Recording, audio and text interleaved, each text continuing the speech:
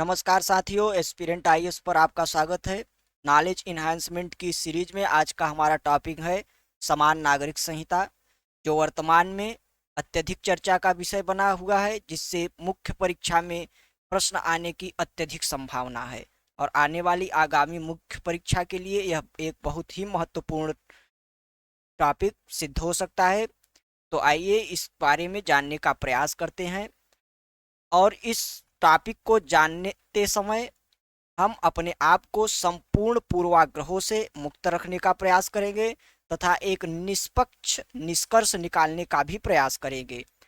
जिस परीक्षा की तैयारी हम कर रहे हैं उसमें पूर्वाग्रहों की कोई जरूरत नहीं होती, ना ही कोई स्थान होता है।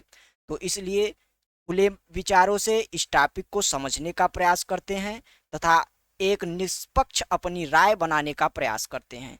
तो साथियों, आइए इस टॉपिक को समझने का प्रयास करते हैं। यह चर्चा में क्यों है? हाल ही में 22वें विधि आयोग ने, माफ कीजिएगा यहाँ मिसप्रिंट हुआ है,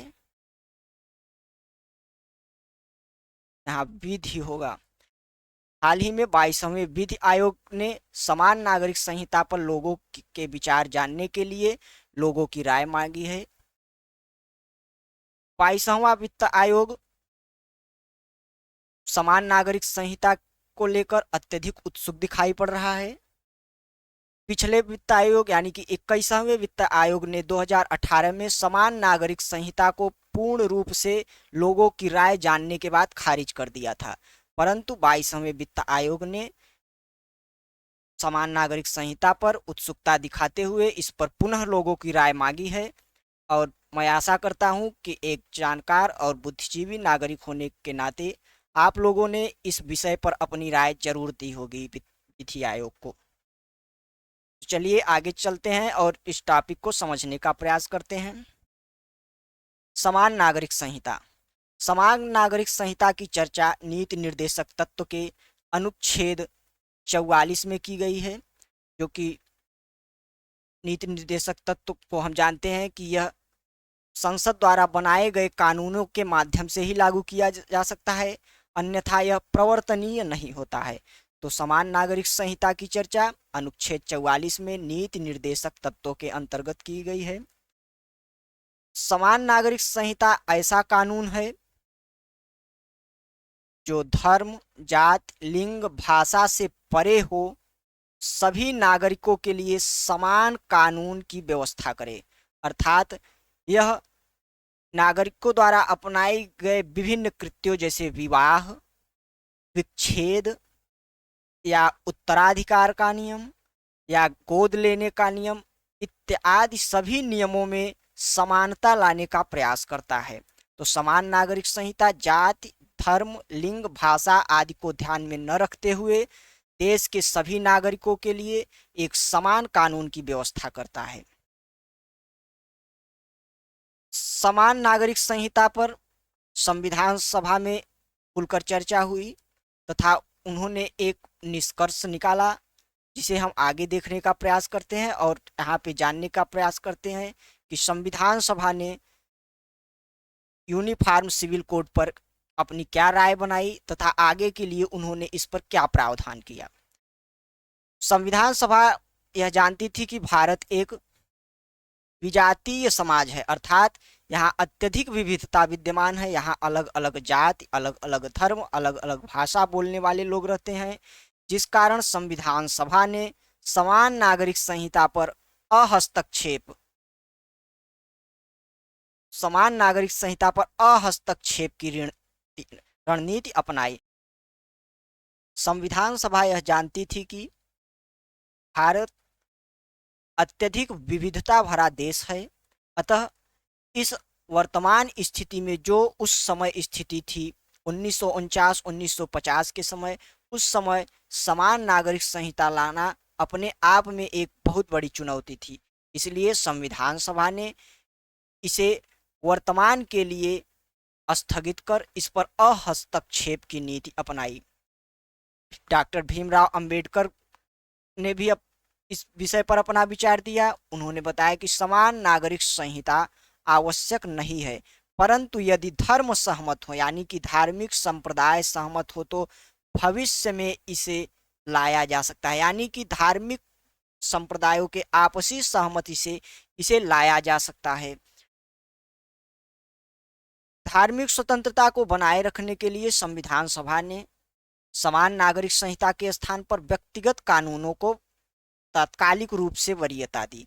संविधान सभा ने धार्मिक स्वतंत्रता को बनाए रखने की वरीयता दी। उन्होंने मूल अधिकारों के आर्टिकल 25 से 28 तक के माध्यम से धार्मिक स्वतंत्रता लोगों को दिया तथा समान नागरिक संहिता के स्थान पर यानी लोग एक समान सांस्कृतिक कृत्यों को न कर अपने व्यक्तिगत सांस्कृतिक या धार्मिक आधारों पर कृत्य करें, जिसके लिए प्रत्येक व्यक्ति को प्रत्येक धर्म को अपना अपना व्यक्तिगत कानून बनाने का अधिकार दिया गया। इसलिए धार्मिक स्वतंत्रता उन्हें दी गई ताकि विविधता में एकता बनी रहे।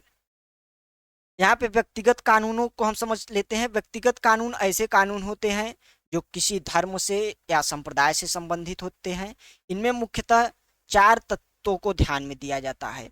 पहला गोद, यानी कि इसमें किस प्रकार से गोद लिया जाएगा उससे संबंधित नियमों को बताया जाता है। उत्तराधिकार से संबंधित नियम इसमें होते हैं।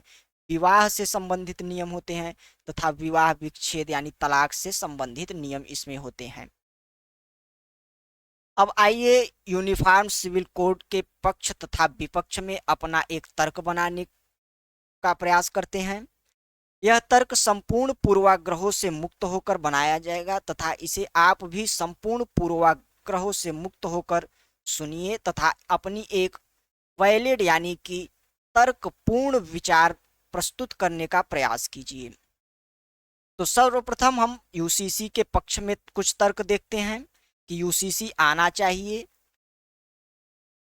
इस पक्ष में हमारा पहला तर्क है, अनुच्छेद 25 से 28 तक धार्मिक स्वतंत्रता की बात की गई है, अर्थात प्रत्येक व्यक्ति को धर्म की स्वतंत्रता मिलनी चाहिए, अपितु सार्वजनिक नैतिकता बरकरार होनी चाहिए। सार्वजनिक नैतिकता का तात्पर्य है विभिन्न पर्सनल लॉज जो हैं उसमें कुछ ऐसे नियम हैं जो नैतिकता से परे हैं, जिन्हें देखने पर समझने पर यह ज्ञात होता है कि यह किसी भी दृष्टि से या किसी भी एंगल से नैतिक नहीं हो सकते। तो यूसीसी के पक्ष में हमारा पहला तर्क है कि 25 से 28 अनुच्छेद में धार्मिक स्वतंत्रता दी गई है, परंतु वह सार्वजनिक नैतिकता से परे नहीं हो सकती। यदि सार्वजनिक नैतिकता भिन्न को अक्षुण्ण न रख पाई ये अनुच्छेद 25 से 28, तो सार्वजनिक नैतिकता को बरकरार रखने के लिए व्यक्तिगत कानूनों के स्थान पर यूनिफॉर्म सिविल कोड को लाया जा सकता है। यूसीसी के पक्ष में हमारा दूसरा तर्क है, व्यक्तिगत कानूनों में महिलाओं के साथ भेदभाव। यह बहुत ही अत्यधिक महत्वपूर्ण मुद्दा है कि विभिन्न व्यक्तिगत कानून जो हैं उसमें महिलाओं के साथ अत्यधिक मात्रा में भेदभाव किया गया है, क्योंकि यह तात्कालिक रूप से पुरुष प्रधान समाजों द्वारा निर्मित किए गए थे, जिसमें महिलाओं की समस्याओं को नज़रअंदाज किया गया था। तो यूसीसी एक ऐसा साधन है जो महिलाओं को समानता दिला सकता है तथा उन्हें भी आगे बढ़ने का अवसर प्रदान कर सकता है। व्यक्तिगत कानूनों में महिलाओं के साथ जो भेदभाव किए गए हैं उन्हें हम कुछ उदाहरणों के माध्यम से समझते हैं। पहला उदाहरण है हमारा आईपीसी की धारा 497 जो एडल्टरी से संबंधित है, यानी कि व्यभिचार। व्यभिचार से हमारा तात्पर्य है आईपीसी की धारा 497 में व्यभिचार यानी एडल्ट्री की परिभाषा दी गई है। यदि कोई शादीशुदा पुरुष या स्त्री किसी गैर पुरुष या स्त्री के साथ संबंध में रहता है तो वह तलाक देने का एक वैलिड रीजन हो सकता है। ज्ञात है कि तलाक देने के लिए कुछ वैलिड रीजन होने चाहिए, तो उसमें से व्यभिचार एक वैलिड रीजन है जो आईपीसी की धारा 497 के माध्यम से लोगों को उपलब्ध कराया गया है। आईपीसी की धारा 497 ईसाई पर्सनल ईसाई व्यक्तिगत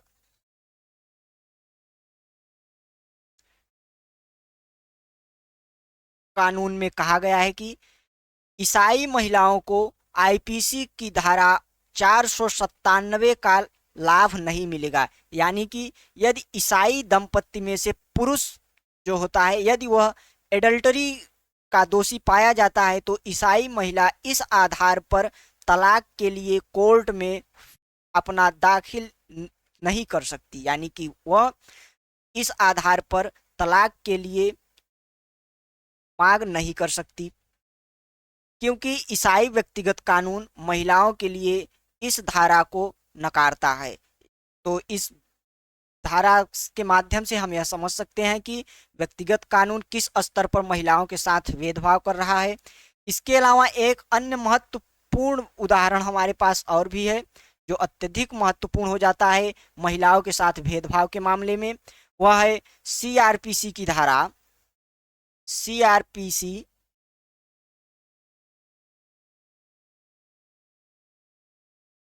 सीआरपीसी की धारा 125।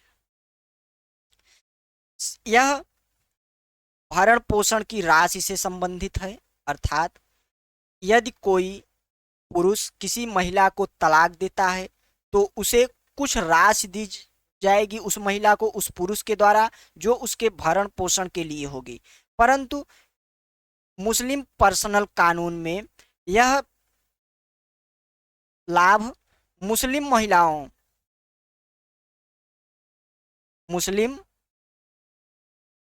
महिलाओं को नहीं दिया जा सकता।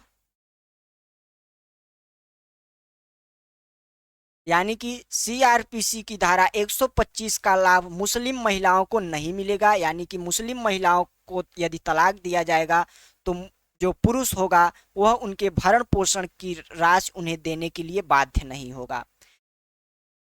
इस दो उदाहरणों के माध्यम से व्यक्तिगत कानूनों में महिलाओं के साथ जो भेदभाव है उसे हम अत्यधिक संवेदनशील तरीके से समझ सकते हैं तथा इसकी गंभीरता को भी समझ सकते हैं कि यह कितना ही गंभीर मामला है जो कि महिलाओं के साथ अत्यधिक भेदभाव कर रहा है। अगले यूसीसी के पक्ष में अपना तर्क देने के लिए हम चलते हैं अगली स्लाइड पर। मिनर्वा मिल्स केस 1980 में सर्वोच्च न्यायालय ने कहा कि मूल अधिकार तथा नीति निर्देशक तत्व एक दूसरे के पूरक हैं। यानी कि उन्होंने कहा कि मूल अधिकार तथा नीति निर्देशक तत्व एक दूसरे के पूरक हैं, इन्हें विरोधी नहीं समझा जाना चाहिए तथा एक दूसरे की पूर्ति करता है, न कि एक दूसरे को अधूरा साबित करने की कोशिश करता है। इस कारण यूसीसी मूल अधिकारों का हनन नहीं करेगा और यूसीसी को अवश्य ही लाया जाना चाहिए। यह मिनर्वा मिल्स केस में अप्रत्यक्ष तरीके से कहा गया। हमारा अगला तर्क है व्यक्तिगत कानूनों में बहुलता। अत्यधिक व्यक्तिगत कानून बनाए गए हैं, जैसे Hindu Marriage Act, Special Marriage Act, Muslim Personal Law Act और ईसाइयों का अलग से व्यक्तिगत कानून।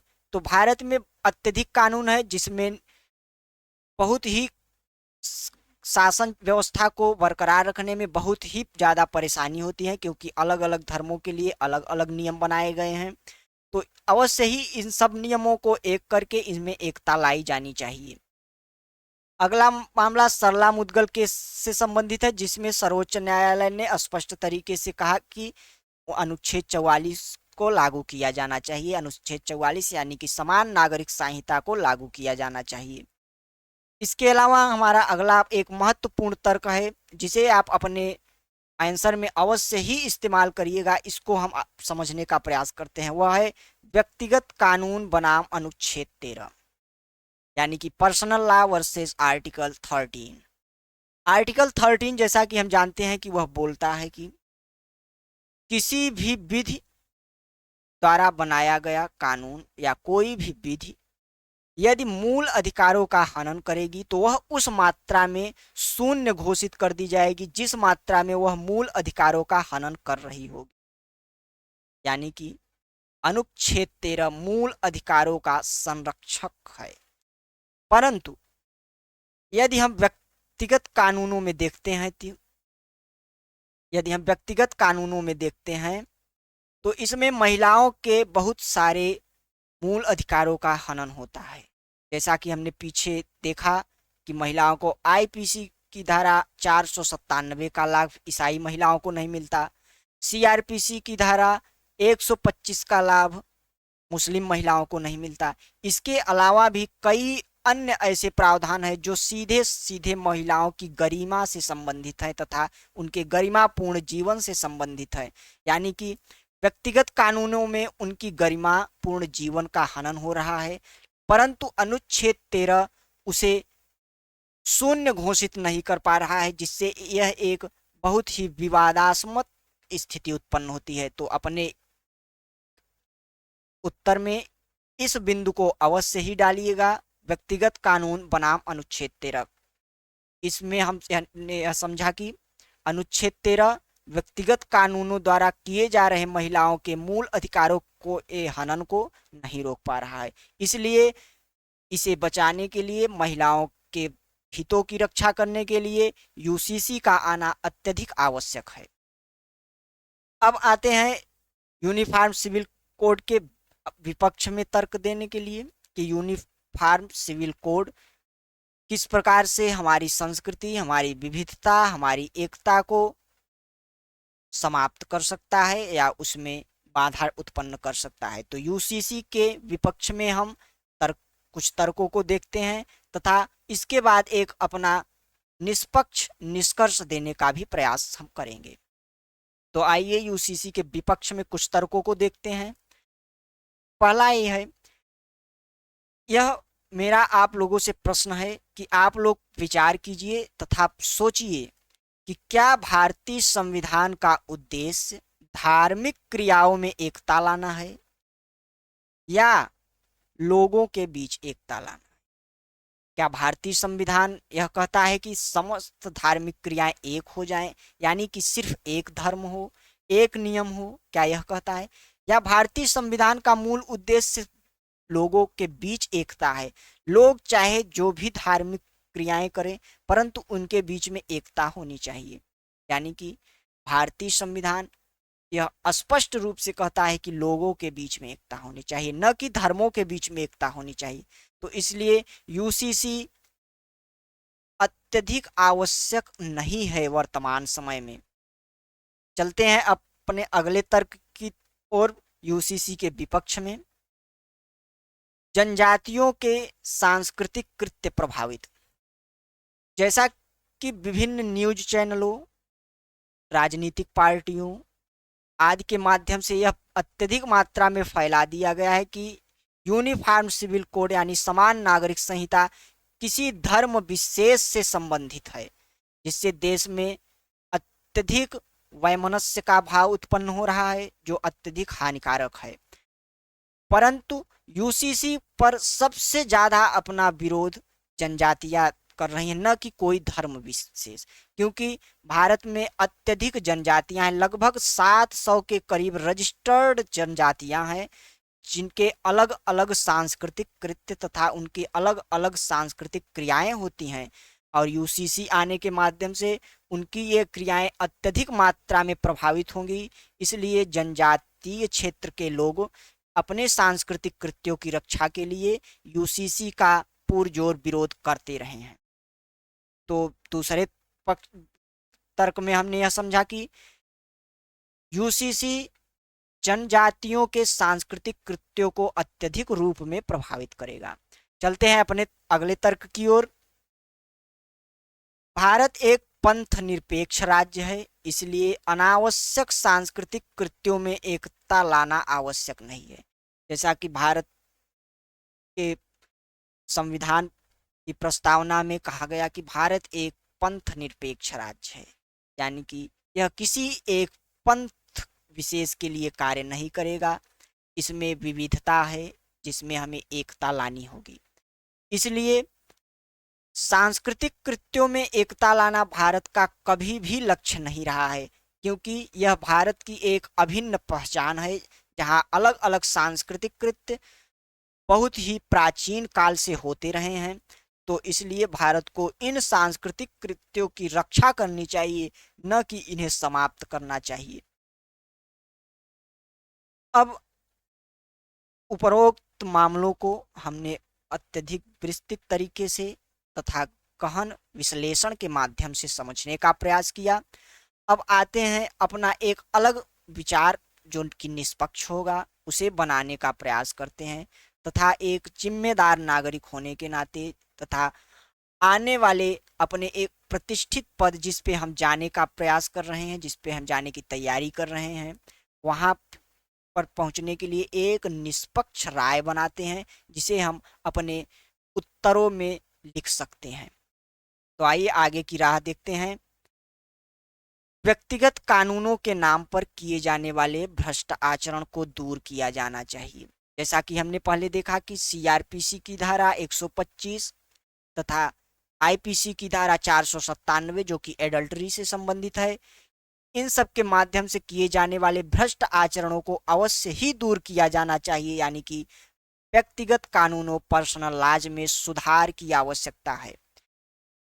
विभिन्न धर्मों के बीच बहुविवाह पर, अंतरधर्म विवाह पर, अंतर जातीय विवाह पर, गोद लेने पर तथा सीआरपीसी की धारा 125 पर और आईपीसी की धारा 497 पर तथा जेंडर जस्टिस पर चर्चा होनी चाहिए।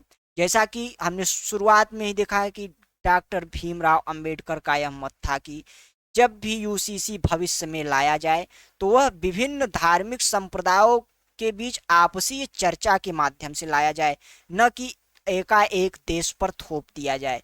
यानी कि देश में विभिन्न धर्मों के बीच बहुविवाह पर, अंतरधर्म विवाह पर, अंतरजातीय विवाह पर, गोद लेने के नियम पर तथा महिलाओं के साथ हो रहे भेदभाव पर खुली चर्चा होनी चाहिए और एक निष्कर्ष निकाला जाना चाहिए, जिससे देश में सांस्कृतिक विविधता के बीच एकता बनी रहे। तो इस टॉपिक को हमने बहुत ही विस्तृत तरीके से देखा। अगर इस टॉपिक को आपने अच्छे से देख लिया तो मैं आशा करता हूं कि आपको यूसीसी पर अगले कोई भी आर्टिकल या अगली कोई भी पुस्तक पढ़ने की जरूरत नहीं है। इतनी जानकारी जो मैंने प्रत्येक स्लाइड्स के माध्यम से दिखाई, उसमें लिखी हुई प्रत्येक जानकारी को आप अपने नोटबुक में नोट कीजिए तथा अपने उत्तरों में उसका विश्लेषणात्मक तरीके से इस्तेमाल करने का प्रयास कीजिए। और अगर इस टॉपिक से संबंधित आपकी कोई विशेष राय है तो आप कमेंट बॉक्स में उससे कमेंट करिए। यदि वीडियो पसंद आया हो तो वीडियो को लाइक करिए तथा शेयर करिए और चैनल को सब्सक्राइब करिए। वीडियो देखने के लिए धन्यवाद। मिलते हैं अगले वीडियो में किसी अन्य महत्वपूर्ण टॉपिक के साथ। तब तक के लिए नमस्कार, जय हिंद।